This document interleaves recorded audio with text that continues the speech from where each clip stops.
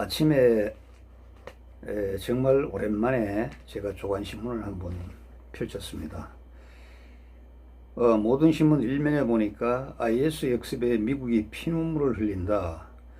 9월 1일 날 완전히 9월 11일 날 완전히 철수하겠다고 이제 작년에 약속을 했다고 하는데, 지금 이제 아프간 그 국민들도 주민들도 외국으로 탈출하려고 막 공항에 몰리고 하니까 아주 그 사람들이 많이 모이는 급소를 쳤네요. ISK라고요, 이들이. 그래서 미국 군인들도 많이 죽었고, 또 뭐 어린아이들을 비롯해서 많은 사람들이 죽어서 아비규환이 되었다. 그래서 뭐 바이든 책임론, 뭐 책임론, 또 발뼈에다 발목을 잡힌 그러한 철군 계획이다. 이렇게 모든 신문이 이렇게 얘기를 합니다. 참 인간의 이제 기록된 역사가 약 한 6,000년 된다고 그런 그 주장을 많이 하는데, 참 하나님의 작품인 우리 인간이 아무리 그 죄악에 물든 그러한 그 아담의 선악과 사건 이후에 인간이 죄악 속에서 살고 있지만은 점점 이렇게 악할 수가 있는가 하는 그러한 생각을 많이 하게 됩니다. 그 미국의 로버트 서튼 교수가 실험을 했는데, 악의 전파력이 선의 전파력보다 5배나 더 크더라. 이렇게 이제 연구 결과를 발표했습니다. 그런데 이것은 이제 세월이 지나면 지날수록, 시간이 오래 되면 될수록 더 악은 아주 그 악은 만연되는 거죠. 예를 들어서 우리가 이제 돈의 가치를, 화폐 시간 가치를 계산할 때 PV, NI, PMT, FV 이 5가지 요소를 가지고 그 계산을 하는데, 이 중에서 가장 중요한 게 N이라고 하죠. N, 기간. 그러니까 복리의 효과를 누리려면 기간을 많이 잡아야 된다. 그래서 뭐 우리 사회적으로 군인연금, 공무원연금 왜 저렇게 많이 주느냐, 이제 국민들이 이렇게 얘기하잖아요. 그분들의 주장도 일견타당하지만은 최소한 20년, 그리고 보통 이제 만기까지 하면은 거의 다 30년 정도 연금을 따박따박 부어서 그 기금을 운용하는 그러한 그 국민들은 별로 없죠. 국민들이 30년 저축한 사람은 없거든요. 거의 없어요. 그러나 이제 공무원이나 뭐 군인이나 경찰 다 마찬가지인데, 사학도 마찬가지고, 첫 봉급을 받는 그달부터 퇴직하는 그 달까지 계속 연금을 붙잖아요. 또박또박. 그러니까 N이 긴 거죠.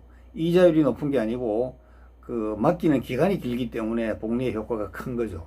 그렇게 해서 우리가 그 미래에도 대비하고 은퇴 후에도 대비하고 하는 그 계산을 우리가 하는데, 이 악이란 것도 결국은 N, 기간이 이제 길어지면은 악의 결과물인 그 FV 그것이 굉장히 커지지 않나 생각을 합니다.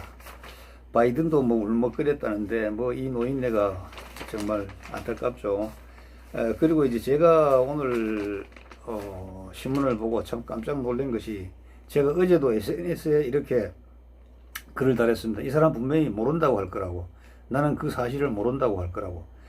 예, 진천 공무원 연수원입니까? 거기서 뭐 아프간 그 우리가 데리고 오는 307명입니까? 그 사람들에 대해서 어떻게 뭐 지원해 주겠다. 뭐 또 그게 무슨 또 뭐 발표거리가 되는지, 인재개발원 사진이 있고, 그게 법무부 차관이라는 사람이 이제 뭐 브리핑을 하는데 비가 왔나 봐요. 그게 젊은 공무원 하나가 두 무릎을 땅바닥에, 그 아스팔트 바닥에 꿇고 이 우산을 이렇게 들고 이렇게 하는 모습을 보고, 제가 참 어제 가슴이 너무 아파가지고 과거의 그 몇 가지 사건이 기억이 나서 이렇게 한번 오늘 부시시하게 유튜브에 한번 만들어 봤습니다. 아주 오래전 얘기입니다. 아주 오래전 88년도 그 어간에 언제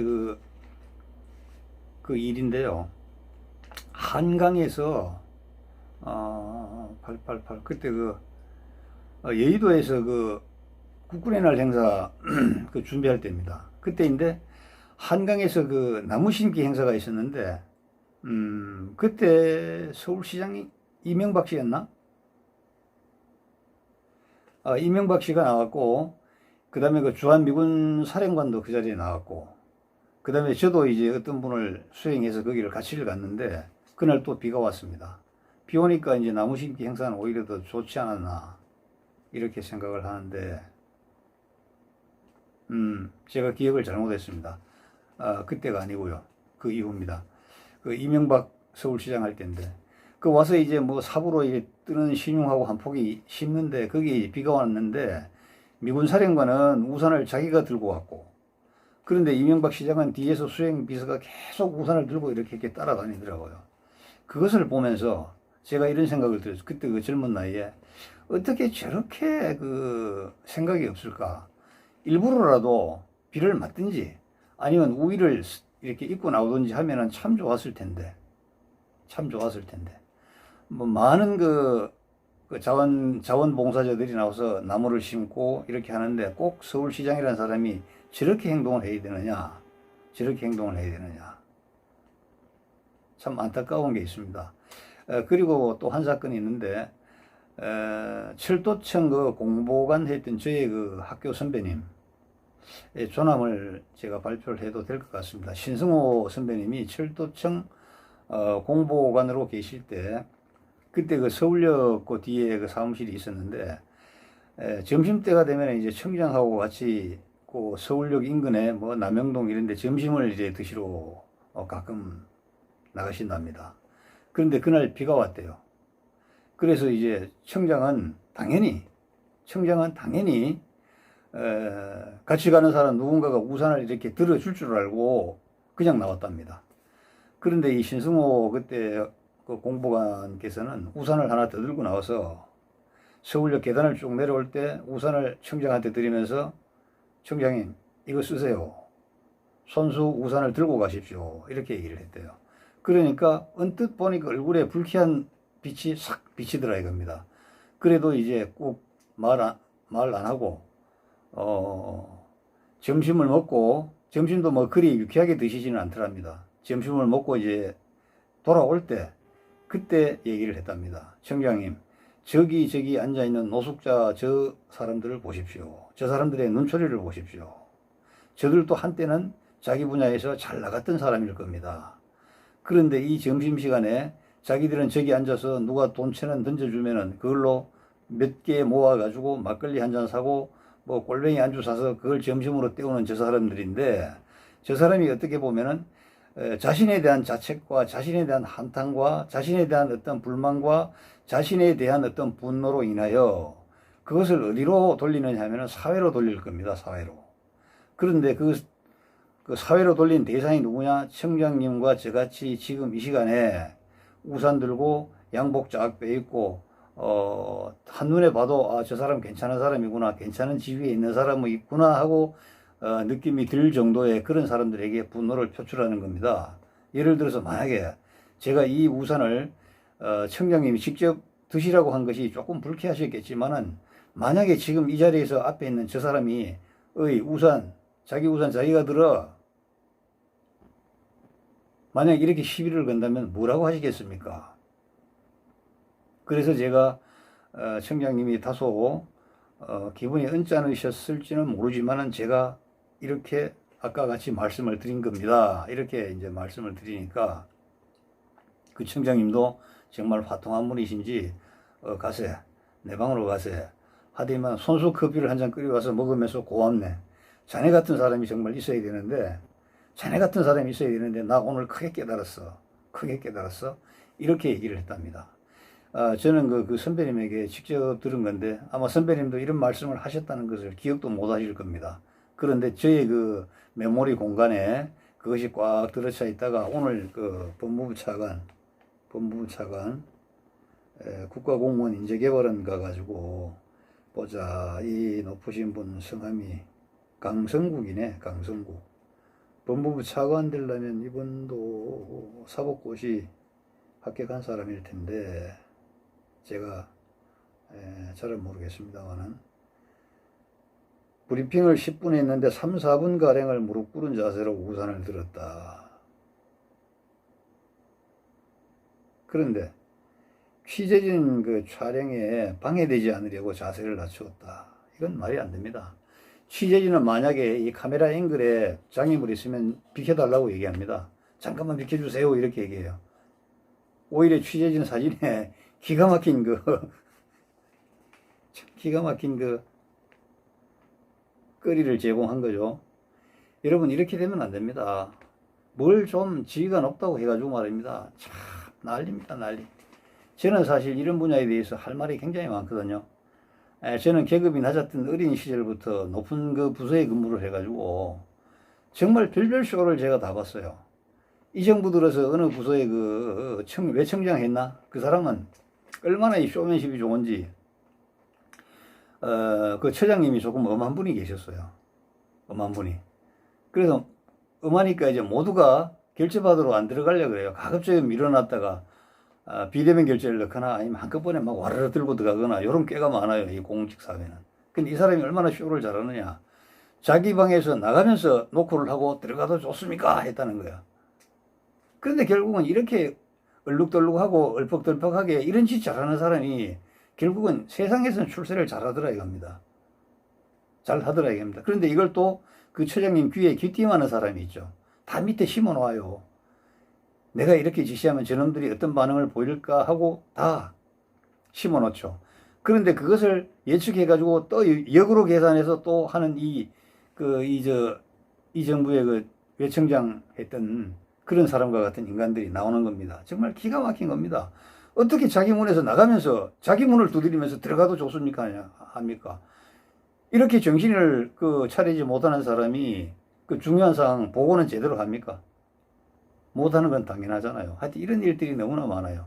저는 여기에 대해서 들은 거, 본 거 너무 많거든요. 또 어떤 사람은 운전기사를 하도 혼을 내니까 운전기사가 이제 백미러를 통해서 아니면 기사열에 앞에 있는 그 뒤에 미러 있잖아요. 미러, 실내 미러.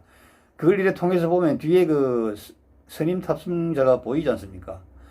그거 쳐다본다고 뒤에서 하도 야단을 치니까 이 운전기사는 아예 돌려놔 버려요. 보이지 않게 돌려놔 버립니다.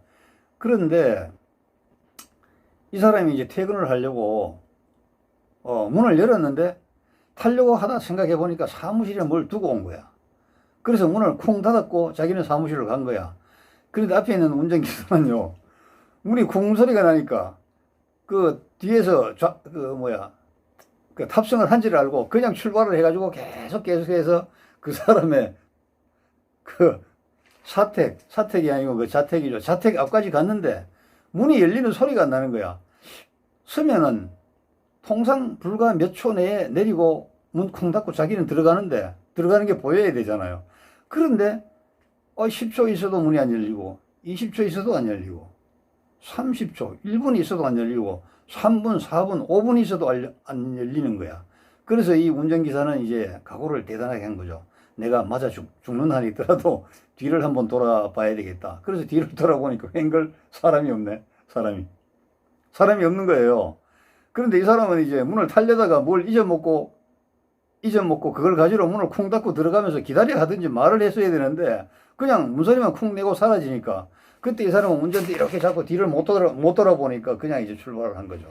그래서 또 난리 법석을 벌이는 그런 해프닝이 벌어졌다고 합니다. 여러분, 왜 계급이 높아지면 인간성조차 망가져야 됩니까? 지금도 공직에서 요로 해서 말입니다. 특히 정치권 사람들요. 왜 한 자리에 올라가면 인간성조차 부도를 내고 인간성조차 쓰레기통에 넣어야 되는 겁니까? 제가 한때는 그 고위직 아내들의 그 일탈을 좀 막아야 된다 해서 제가 장관에게 큰 리포팅을 한번 제출한 적이 있습니다. 군인 같으면 사단장은 소장이 사단장이지 집에 있는 부인이 사단장은 아니지 않냐. 그런데 어떻게 공직사회 군대에서는 남편이 별 2개면 마누라는 별 3개 아니면 4개다 이런 소리가 나옵니까? 경찰도 마찬가지더라고요.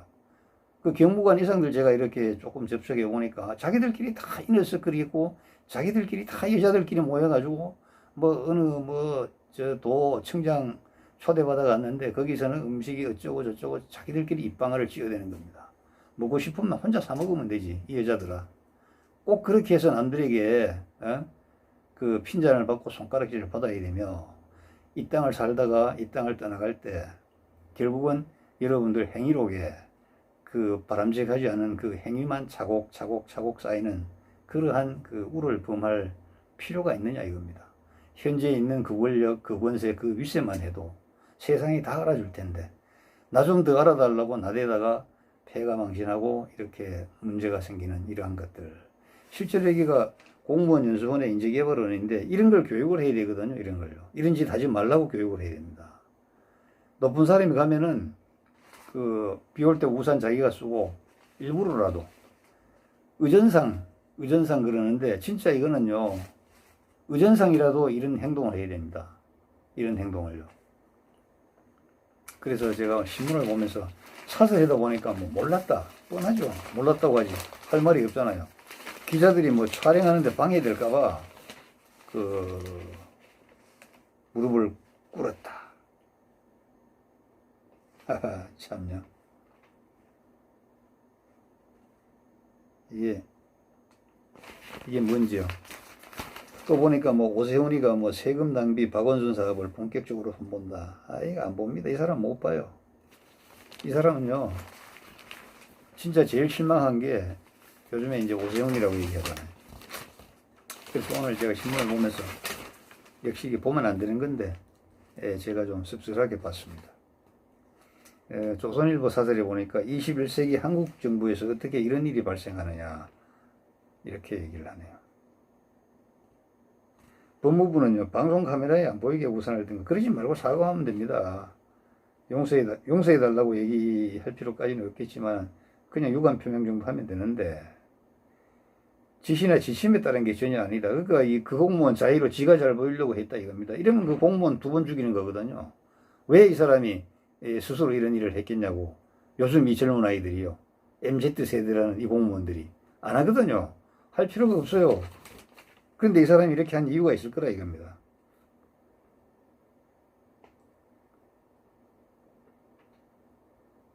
그리고 이 행사는 한국 정부가 세계 인권에 관한 그 관심을 갖고 있다. 그래서 뭐 아프간 난민 중에 몇 명을 우리가 받아들였다. 이런 소리를 하기 위해서 하는 그 자리인데 결국은 자기 그 공무원, 젊은 공무원 하나, 이 사람은 아마 앞으로 공직 생활을 못 할 거예요.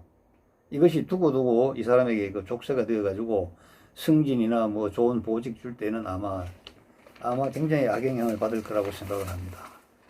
한 사람이, 높은 사람 한 사람 잘함으로 밑에 있는 많은 사람들이 이제 편안하고, 국가는 지도자 대통령 한 사람이 잘하면은 국민들이 편합니다. 그 당시에는 불평했을지 몰라도 지나놓고 보니 대통령 말이 맞구나, 이런 말이 저절로 나오게 되는 것이죠.